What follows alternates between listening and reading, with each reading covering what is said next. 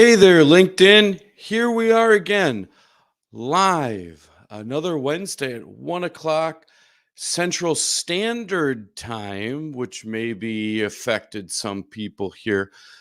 I love daylight savings time. I got to tell you, I love daylight savings time. I think it's so fun to travel through time or to go back in time for an hour. That's incredible. We never get to do that anymore. If time is your most valuable resource, why you hating on daylight savings time? But sorry, that's not how I intended this to start. But hey, here we are. Welcome, everybody. I'm going to get this up and running so I can see your comments. Whew. Here we are talking about stress. Have you ever felt stress before? No need to bite my head off, okay? I know that you are stressed out. I'm stressed out. The world is stressed out. Ironically, people experience more stress in the summer than in the winter. We kind of think of it as being opposite. Like in the winter, you have more mental health issues or mental health problems, but it's actually summer that adds more stress. So, this live is all about how you can manage your stress responses in your life and specifically in your business. We're going to talk about the 4 types of stress responses, how they could run amok, and how you can master them and proactively, how do we say, like adjust so that you don't have to be always worried about stress controlling you in your business. I'm Chris Schwagel. I am the CEO and founder of Infinite Skies. We do performance psychology for real estate syndicators who want to live their best life now without the fear of failure. That fear of failure is huge. And I know that we put a lot of pressure on ourselves in our businesses to be perfect, to be innovating, to being on the cutting edge, to always be putting out more offers, to be doing the best we can on LinkedIn, to do 100 comments, to reach out, to have the latest CRM, to automate. It can be really, really stressful. And stress runs amok with entrepreneurs. We know that 80% of you out there who have your own business are experiencing burnout or on the stepping stone to experiencing burnout. That's a really, really big number. And I wonder if some of that number can be lowered a bit if we were to study our stress response. And we're going to do that today. There's 4 different stress responses in psychology. And stress response is something's happening, something's wrong. I just realized that I've been live streaming for 15 minutes and my mute button is on, or I've got a call with an investor in 5 minutes and I didn't realize it until right now, or oh my goodness, I can smell my pizza burning. All that kind of stuff elicits stress. And our bodies are made to come alive when we are experiencing stress. The problem is we are not facing the same kind of stress that our body was intended for us to fight. We are not needing to keep ourselves alive most of the time. We are not needing to find shelter and food and water and sexual partners like nonstop, like a Cro-Magnon man would. Instead, we have threats like imposter syndrome, procrastination, perfectionism, things needing to get done that aren't getting done, sacrifices, being lonely, feeling left out, feeling unworthy. All of those add stress to our lives. And like I said before, there's 4 stress responses. Which one are you? Are you fight? Are you flight? Are you freeze? Or are you fawn? And we'll go through each one of those. I think we typically think of this as fight or flight. And that's partly correct. About 90% of people go through a fight or flight. But we're going to cover 100% of y'all today. and specifically look at each one, how it could derail your business, how it's likely manifesting itself, and how you can fix it. So, first and foremost, let's go for fight. This is where something goes wrong, and you're like, what? What? What's up, bro? We're going to fight our way through this. What? Come at me. Come at me, bro. Something like that, you know? And what that really means in business, we're not ready to fight, is we're going to put our head down and we're going to work our way out. We are going to figure this out. And I'm not getting up out of this chair until I figure this out. I'm fighting my way through it no matter what. I'm a fighter. That's what I am. And when I'm feeling stressed, I put my head down, I do more work, I get more done. Nothing else is important. I've got to get this done. And for me in particular, that is the wrong way to push my business through. If you're someone who puts your head down and works, you got to figure out how to change that fight response. It means that you're stressed out, homie. Take a little break or do something. Grinding it out is what us fighters think we're going to solve this problem with. Hey, I've got 3 deadlines and stuff's overdue and I got to do this plus this plus this. You know what I'm going to do? I was going to do it. I'm just going to grind it out. That's the answer. There's no other solution than me just grinding it. Wrong. There are other solutions.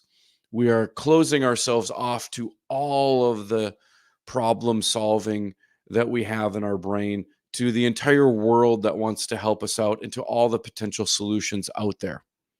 So, how does it derail your business? Well, hey, good luck leading a team when you're a fighter. If you're a stressed out fighter and you've got a VA or employees or even clients, and they're interacting with you and you are a get shit done kind of mood, boy, people do not want to be around you. It really erodes a lot of trust and a lot of rapport that you spent all that time and effort building. So control your emotion. Don't let it come out. Don't take it out on someone else. Don't fight someone else because you're feeling stressed. And I'm trying to listen to this as much as I'm teaching this, because I fell into that Saturday and Sunday. I was stressed, so I took it out on other people.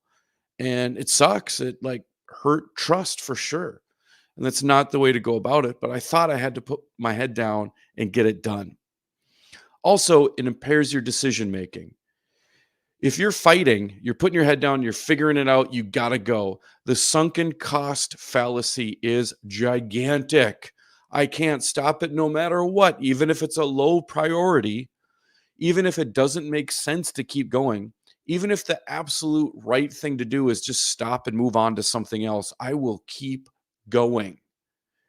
And that's tough, man, because then that just means other stuff is getting missed by putting your head down and focusing on this. It's a loss of prioritization. And last, hey man, it's going to increase turnover.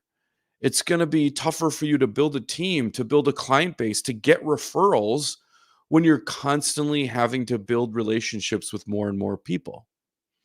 And so figuring out this fight response is really going to help you with team building.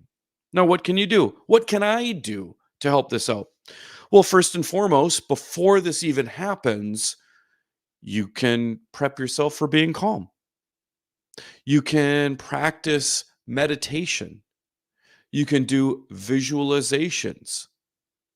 You can practice and prep for stressful situations and imagine handling them with grace, with humility, with some calm, clear headed thinking. You can do some deep breathing in the moment when you feel your body start to ramp up. And for all these, we're going to talk about how you can use other people, because really other people are the answer to all these stress responses. And for you fighters out there, love you, baby, keep it real. For you fighters out there like me, we need to get our heads up from what we're working on, call someone, text someone, just get outside input. Just hey, problem solve with someone else. Say, this is what I'm running into right now. What's your perspective? This is what running into, and I feel like I need to put my head down, do about 10 hours of work, and then I'll be good. Do you see any other way? Oh, I could outsource this to someone else? Okay, that sounds good. So we need to use other people as like mentors, guides, advisors, things like that, so that we can get out of the grind, get out of our mind, and be kind. That kind of rhymed. Nice. Okay. Well, we're going to move on now to the next one, which is flight.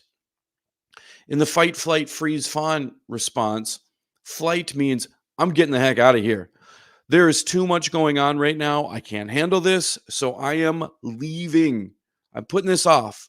This is not going to be handled, or it's not going to be figured out now. I'll put it off till later, tomorrow, the next day, next week, next year, never. The way that this manifests itself, this stress response in your business, is procrastination. Something is tough.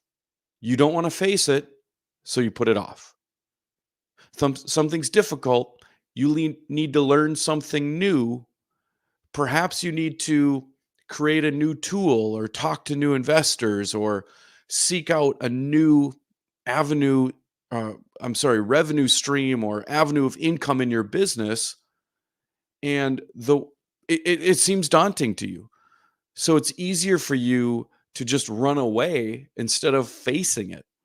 That is procrastination. And what that does to you is it obviously hinders your productivity.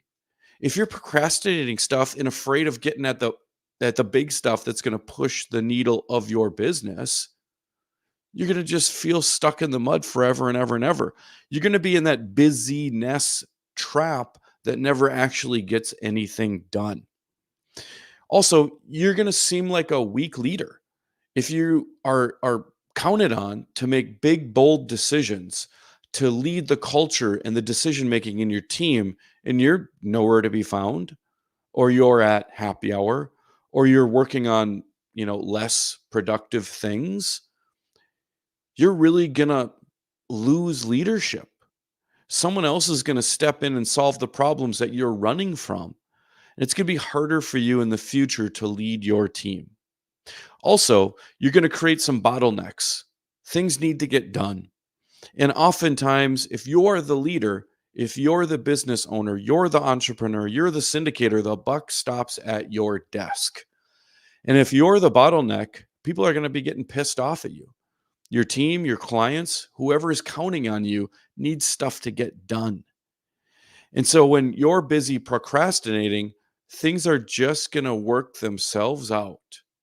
They will, but it's not going to be what you want. It's not going to be how you want them to work out. So be mindful of when you feel like flying away or running away is what it's most like. One thing that you may notice when you are procrastinating because of a flight stress response is your house is getting cleaned. You're doing laundry. You're doing yard work. You're grocery shopping.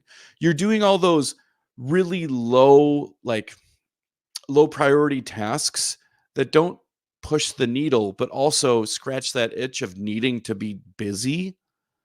So be mindful of those situations and tasks that you're completing. If they're super easy, it means you're pushing off something else.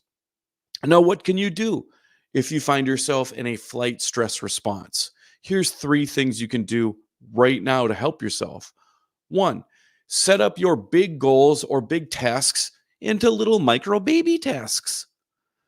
So instead of having to tackle that big deadline, set yourself up 10 little mini milestones to get to that deadline, because then it's not so big. It's easier to climb a mountain when you have different base camps than instead of just being like, there it is, I'm going to get to the top today. Set yourself up with little milestones along the way. Also, what you want to do is you want to focus on problem solving. You want to focus on what are the problems right now that I'm running from and how can I solve them now, but proactively, how can I solve them later? How can I create better systems and operations so that I no longer feel this stress reaction? This is a gift to you in your business to have this stress you want to run away from, because it shows, hey, there's a weak point right here. Hey, we need to get an ops guy in on this. We need to figure out a SOP to handle this. We need to get some sort of tool or automation or something to pick up the slack of this thing that's making me stressed out. So focus on systems to problem solve.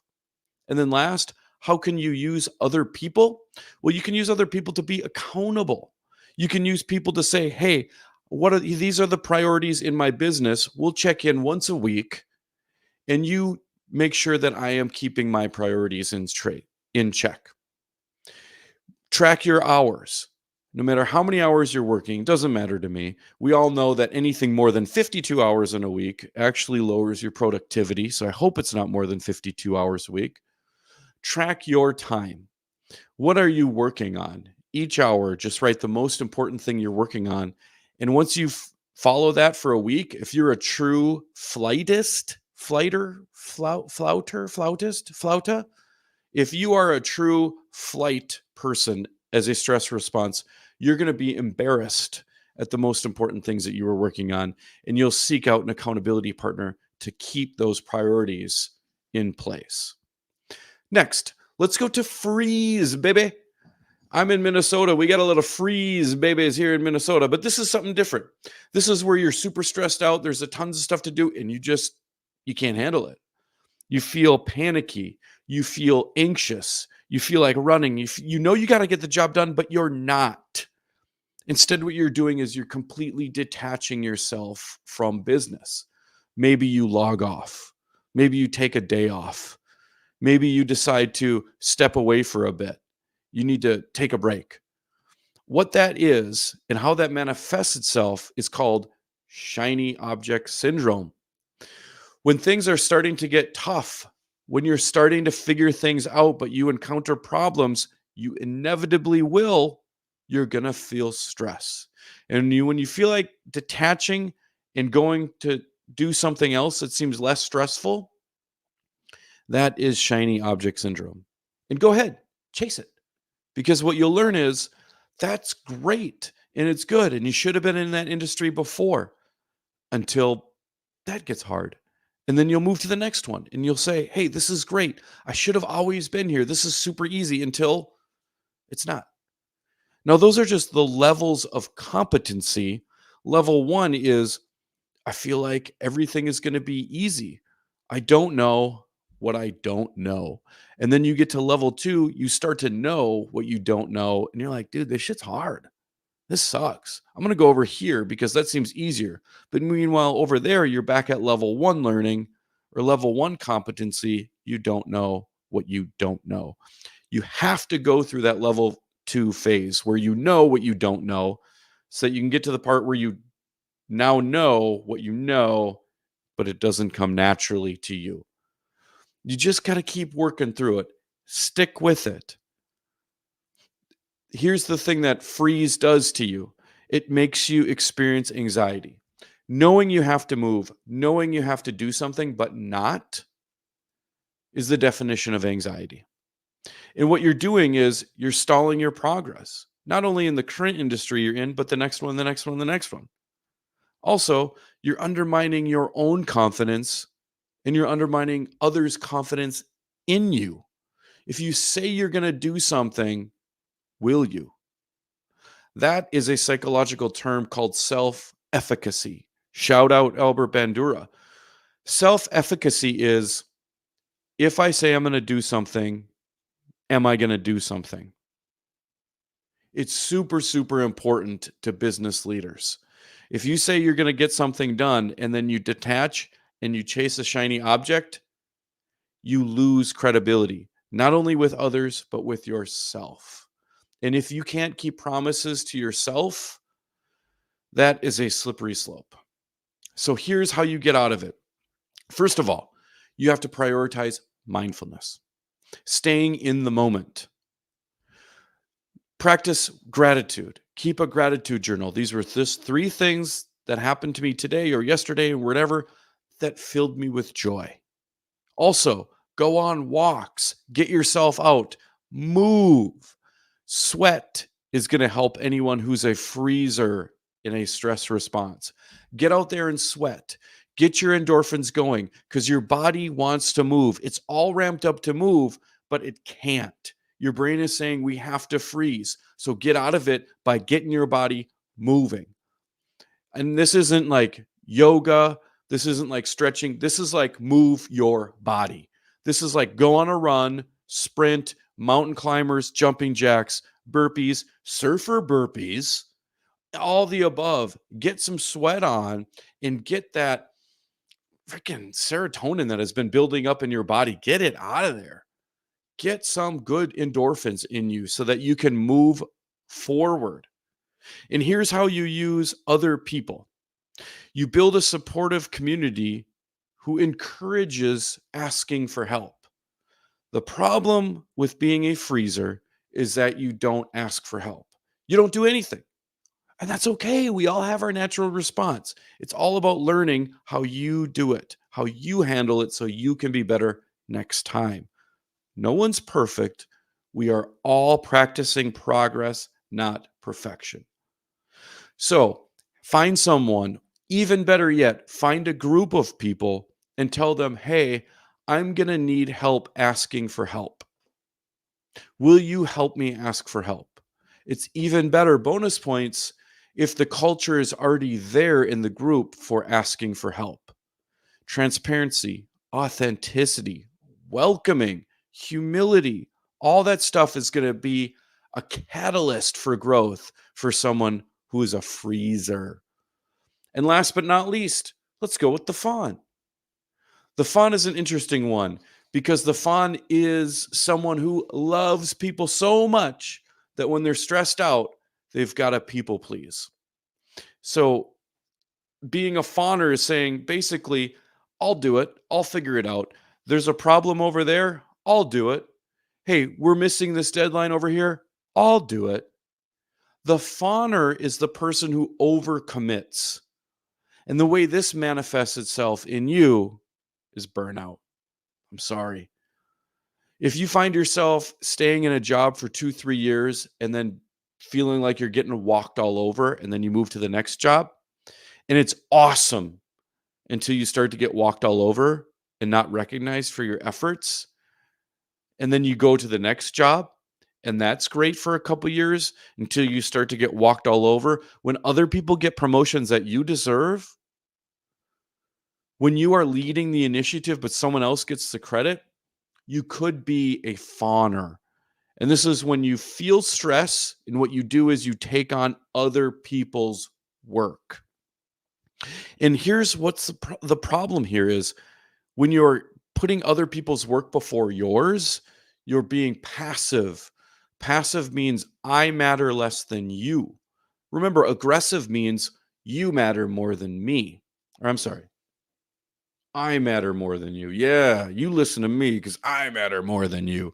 Being passive or fawning means you matter more than me. I don't have a backbone or a say. I'm not worthy of being here. So you call the shots. It's not being fair to you. It's giving up your power to somebody else. And what's going to happen is it's going to build resentments within you for the future. And you're going to want to ease that pain by moving somewhere else.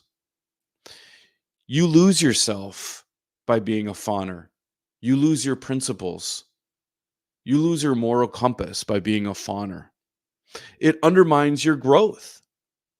Other people are being promoted where you should be.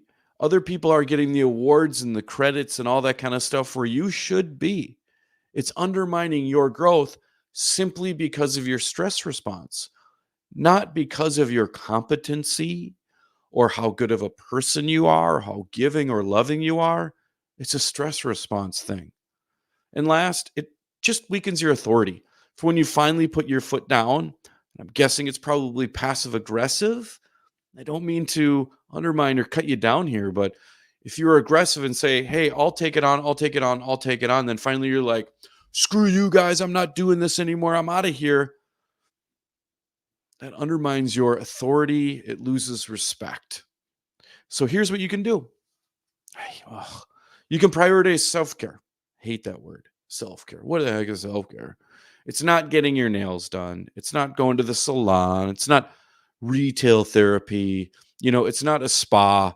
It's not watching March Madness on the couch for 12 hours. No, it's doing things that tell yourself that you are important. It's getting around people who love you for who you are. It's taking care of your mind, body, wallet, connection. It's getting out in nature. It's taking a load off and doing hobbies that you enjoy, stuff that fills you up. Give yourself permission to do that. It doesn't have to be relaxing. You don't have to have avocados on your eyes or like stones on your back or whatever. Do what you enjoy doing. If you love playing Settlers of Catan and doing 1,000-piece puzzles, you do you. Take care of yourself. Next, what you can do is affirmations, positive affirmations that tell you how powerful you are, because your brain will then start to believe it. And hell yeah, you're powerful. So why not have yourself believe it? Last, here's how you can use people. Tell people in your group, mastermind, whatever it might be, I'm focusing on setting boundaries. So can we have a meeting? It'll start at this time and end at this time. Start setting boundaries. Practice boundaries. Say I statements. I would like to meet with you at this time. I feel overwhelmed right now. I would like to go here for a restaurant. Here's how you know you're a fawner. If someone asks you, what should we do today? I don't know. What do you want to do? I don't know. Should we go out to eat? Sure. Where do you want to go? I don't know. You could be a fawner. Which leads me to the last part. As promised, my dad joke. And we're doing a lot of spring cleaning around here because it's springtime. So, did you know that when you are cleaning your vacuum, you're a vacuum cleaner? There you go. If that doesn't de-stress you, come fight me. There you go. Because I'm a fighter. But if you come fight me, I'll probably be a fighter. So I hope that this was helpful, because we all go through stressful responses. We all have our natural, innate stress response. It, it's no fault of yours. There isn't one better than the other. All we're trying to do is figure out the best way that you can regulate your stress and get yourself moving in a way that's productive to you and takes away the least amount of credibility, respect, rapport that you've built within your team and in your business. So, again, I'm Chris Schwegel, CEO and founder of Infinite Skies. We do performance psychology all day, all night. It's what I think about. It's what I dream about. I can't wait to wake up tomorrow and start doing it more. So reach out if you need me, if you have any follow-up questions, if you've got any good dad jokes, let me know. I'm always on the lookout. So until next Wednesday, peace.